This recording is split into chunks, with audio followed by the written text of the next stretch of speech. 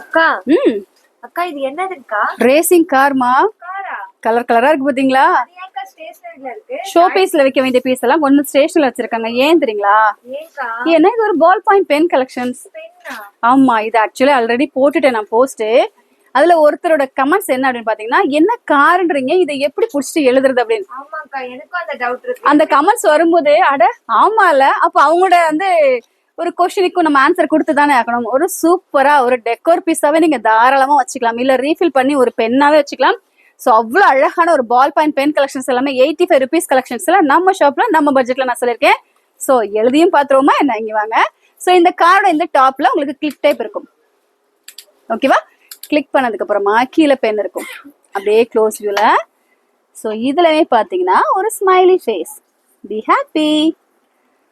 பா டவுட் கிளியரா?